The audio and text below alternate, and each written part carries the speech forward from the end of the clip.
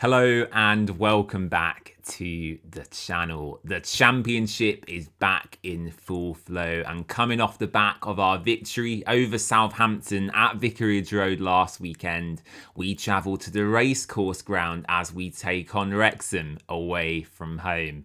Before we get into my thoughts on the fixture, we're going to hear from opposition fan Liam to get the lowdown from the Wrexham perspective. Hello to all the Watford fans and potentially some Wrexham fans watching this match preview. It's Liam from the Liam Roberts Wrexham OC fan channel on YouTube. I'm going to be taking a look at the Wrexham side of things going into this game on Saturday. Now, it proves to be an exciting fixture. I'm really looking forward to it because we're going back home to the Racecourse Ground, the fortress that we've had since the takeover of Ryan Reynolds and Rob McLennan, of course. It's the first away day for all the Hornets fans, so it is going to be an exciting one in terms of that sense. I think in terms of the quality of both teams, Watford coming off the back of a really good first win of the season at home, Southampton, really proving that they can compete at the top end of the table this season. I think, of course, that exciting sort of half of the season last year was ruined a bit by Ed Still coming into the club and sort of just trickled away lower down the table. So if you can get it going from the off this season, I think they could be in and around the playoffs. So I think there's quality in the Watford side, and in terms of Wrexham, we are going off the back of potentially a win tonight away at Cardiff City. At the time of recording this, I don't know the result. We're a couple of hours before kick-off, so I think make a real judgment after the game has finished. But in terms of coming back to the Racecourse Ground, we won a lot of games there last year. We put a lot of good performances in. The transfer window for us has proved to be okay. I wouldn't say it's one that's set the league alight. We've seen obviously Ben Whiteman come in for £3 million, Danny Imre for £5 million, and Anthony Patterson, the goalkeeper from Sunderland, for £8 million. So we spent a lot of money in excess of £15 million, but I think there were improvements that were needed in this Wrexham camp. Of course, Arthur Okonkwo being replaced by Anthony Patterson is one of the main talking points of the summer. It's going to be interesting who does start that game on Saturday, because as things stand, Arthur doesn't have a move in the pipeline. Ben Whiteman, you know what you can expect from him, a solid central defensive midfielder, and Danny Imre coming in for Issa Kabore, who has left back on loan to Manchester City in the summer of 2026. So I think what you are looking out for in this game is the quality of the wing backs. Wrexham are heavily reliant on wing backs to put those crosses into the box. We like to utilise them very well. They're utilised more in the final third, so what I would say is look for George Thomas and, just bombing it down the left hand side for 90 minutes, putting crosses into the box. And of course, it'll be a lot of Wrexham fans' first time seeing Danny Imre in action in a Wrexham shirt, so I would look out for those two. I think Josh Windass is going to miss the game through injury, which Watford, you're lucky, because he was one of the best players in the Championship last season. That real quality, had that real cutting edge in front of goal. I think overall in the game, you're looking out for Callum Doyle. Callum Doyle is the player that you do want to look out for. Left centre-back, signed him last summer, I think for £7.5 million. Absolutely phenomenal. How he's not got a Premier League move already from his loan spells at Leicester City, at Coventry, is just absolutely beyond me. But if he has one more good season, there will be Premier League clubs looking around him. So expect a tough game going forward, because the whole back three is going to give you a tough game. Callum Doyle, Dom Hyam, potentially Dan Scarr, Max Cleworth. We don't know at this moment in time. Zach Viner could also come back into the team. So it is going to be a competitive game. Every game at the Racecourse Ground is competitive. But what I would say is I think Wrexham do need to do their homework, because I think Watford shocked a lot of people with that first game of the season against Southampton. Quality in the wide areas from Watford, quality in front of goal, and I think a strong defensive performance. So Wrexham do need to make sure that we are on our A game and we do our homework, because Watford, they look to be a different breed to what they ended last season. Thank you so much for having me on. It's going to be a competitive game, as it always is for Wrexham, as we've seen over the course of the takeover. So let's hope it's a good one. Let's hope for goals, and let's hope for a Wrexham win. And quickly adding on to the end of that, I think it's going to be a 2-0 Wrexham victory. Great insight there from Liam. Make sure to go and check out his channel. Great content there, and I'm sure he'll be covering the game this weekend. I watched Wrexham against Cardiff on Monday night, and I have to say, in that first 20-25 minutes, I was very impressed. Kiefer Moore looked like a real handful up front, as he always is, and he took his opportunity early on superbly well. And I think what Liam said there is very true. Wrexham haven't brought in huge quantities of players in this transfer window, but what they've done is they've spent a significant sum of money on a couple of real quality additions. And he mentioned there some of the players they have at their disposal, and I would echo his thoughts thoughts on Callum Doyle at left centre-back. He is an unbelievable player, and I was so desperate for Watford to sign him a couple of years ago. We were linked with him through reports in the media, but we never got the deal done. And yeah, he is absolutely unbelievable. And as Liam alluded to, destined for a Premier League move in the near future. How should Watford approach this one then? Well, team news is very concerning indeed. I'm recording this on Thursday afternoon, just after a web article was published on the official Watford website. And it's confirmed really our worst fears. Mark Boller out until after the next international break. Ngakia injured for at least another 3 weeks. He's suffered a setback on his injury, and Kwadwo Bar up to 2 months out injured. It's devastating news and only adds to my concern about the lack of business in this transfer window so far. What I want my club to do in the transfer window is be proactive rather than reactive, and I just have that gut feeling that in these last couple of weeks, we're going to get pretty desperate and bring in players that maybe we don't really want.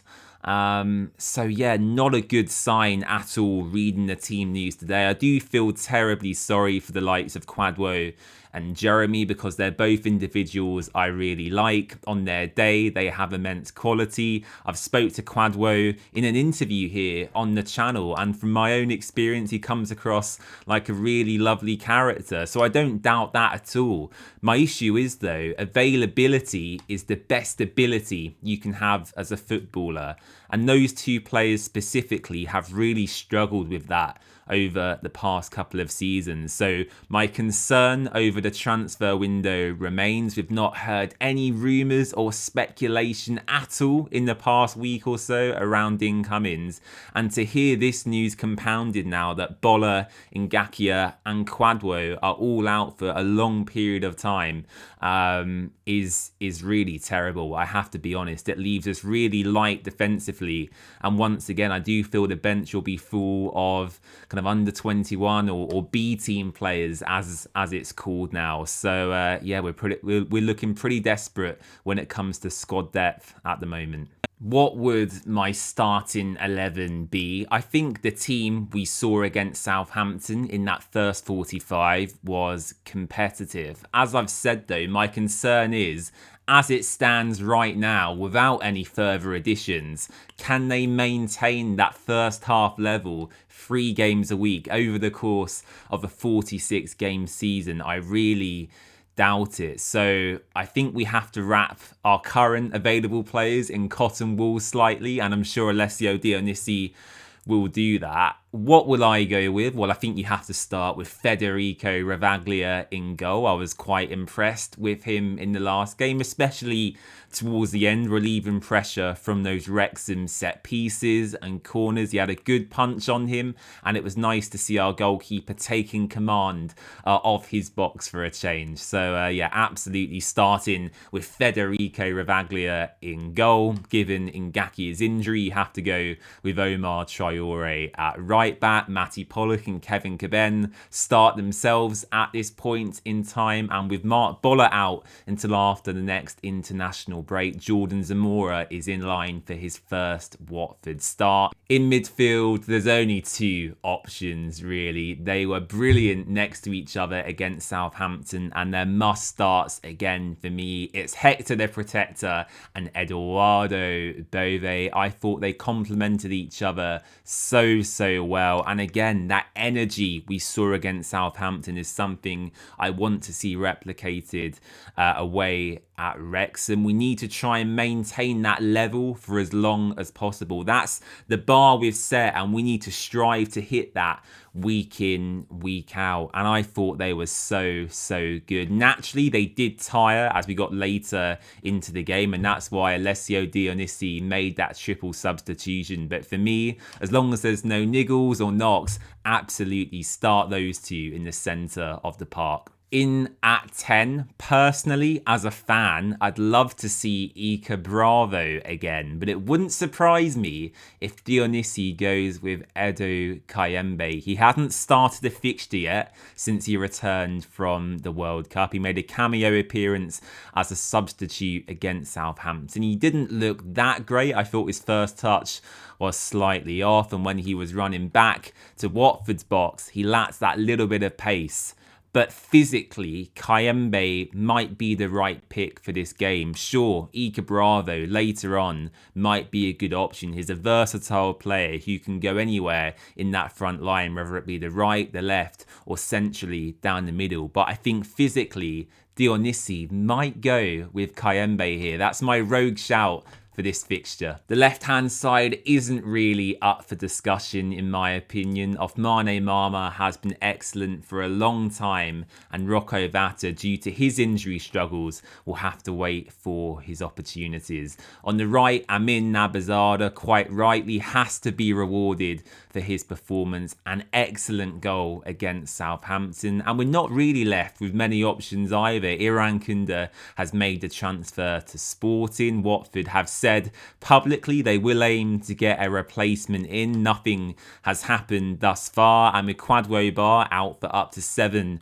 or 8 weeks, Nabazada is pretty much the only option we've got, unless another winger plays in an unnatural position to what they usually do. So Nabazada on the right is what I'll go with. And up front, for me, Mamadou Doumbia should retain his place. Mikel Antonio still training with Watford, albeit we've not heard anything as to whether he'll sign that permanent contract or not. And with Luka Kiramgard seemingly out of favour at the moment, I think as long as he's fit, fresh and ready to go, for that work rate alone, Doumbia has to start as our number 9.